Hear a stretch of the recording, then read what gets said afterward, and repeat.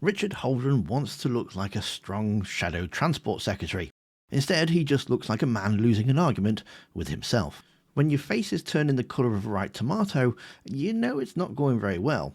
Holden tries to bluster his way through, but Lisa Nandy calmly dismantles him, and the contrast is brutal. For context, this was Politics Live discussing the collapsed China spying case and immigration policy. Holden tried to spin it as Labour's weakness, but ended up exposing just how weak his own party has become. So, let's get into the clips. Prime Minister initially said that wasn't the case and then changed his answer in his exchange with Kemi Badenoch to say actually he'd have to double check and have to look at it. It'd be very interesting to see exactly what comes from that double checking when he actually on the floor of the House. Well, you're made making a that very connection, clear aren't you? But you don't have any proof that there was any political interference. We know, for example, and this was admitted by the Prime Minister, that there was a meeting about Britain's relationship with China. The Prime Minister said that nothing to do with this case was possibly discussed around that. See, here's Holden's big problem. He has no evidence. None. So instead, he goes for the Tory classic. Shout loud enough and hopefully nobody notices you've got actually nothing to say. Because it all happened under the last government. You heard that from the Prime Minister. The leader of the opposition is alleging a cover-up and demanding information. It's all information that happened when she was a cabinet minister serving in the last government, as were you, Rick.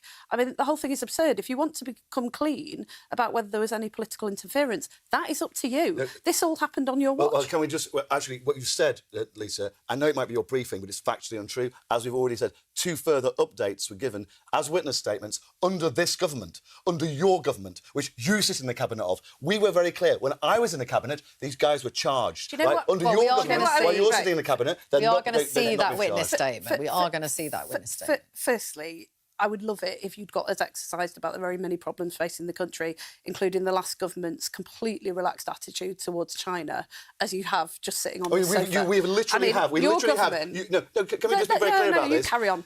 Go on. Keep digging. You've literally sent a trade delegation with Rachel Reeves to China within the last few months, and then you accuse us of not having a hard approach when we were the ones who charged these guys. You just let them off. Right, let's just talk about... Just calm down for a moment. This is important. This is like the national security of our country. I know, but you're literally just sitting on a sofa shouting like an angry man in a pub. I don't think that's fair. I don't think... Well, I don't think it's true. OK, but can you stop doing that so that I can just answer the question? Because well, I'm not doing that. The decision to charge was made under your government while you were serving in the cabinet. That's right. So was we charged them. Just let Lisa answer the point. Made by the CPS. And Lisa Nandy, well, she doesn't even raise a voice. She just points out the obvious. Holden looks like a very angry man in a pub.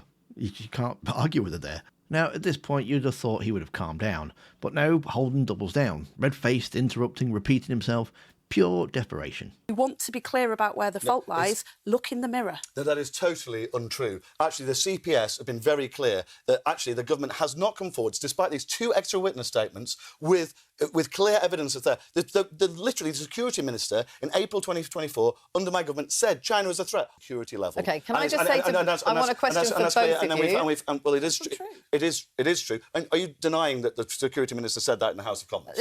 Said what? So Sorry, I genuinely can't follow you. Lisa, I want to ask both of you because it's quite obvious. It's great obfuscation, but it totally. Rick, I'm happy to answer your question, but you're going to have to stop talking. Just what is your question? April at the time, and we've got no idea what the government is saying. Well, tell us because you were the government. Both of you. What is the government? Why has it changed? I want to ask a broader question. I want to ask a broader question. The CPS made a charging decision. I'll tell you why it changed. Right, Henry. I'll explain this to you one last time. The reason that it changed is because the threshold that was set out in the laws that you presided over and dragged your feet on changing for 8 years was not met. That's not true. That law has now been changed. If the charges had been brought later, they would have had a chance of succeeding, but it took you 8 years to update the law. The CPS have not said that. This is brand new information. And again, Lisa Nandy keeps her cool. She just tells him what everybody's thinking. 14 years of Tory chaos, the party should be listening, not shouting.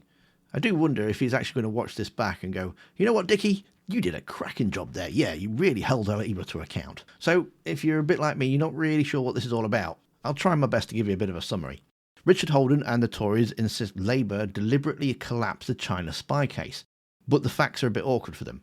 The Crown Prosecution Service dropped the trial because no witness statement ever said China was a security threat at the time. And that's when the Conservatives ran the country and dubbed Beijing merely an epoch-defining challenge, whatever that means. not an enemy. So under law, the government couldn't retroactively rewrite their policy. So when Holden waves his arms and blames Labour, remember the Tories set the bar that sank their own case.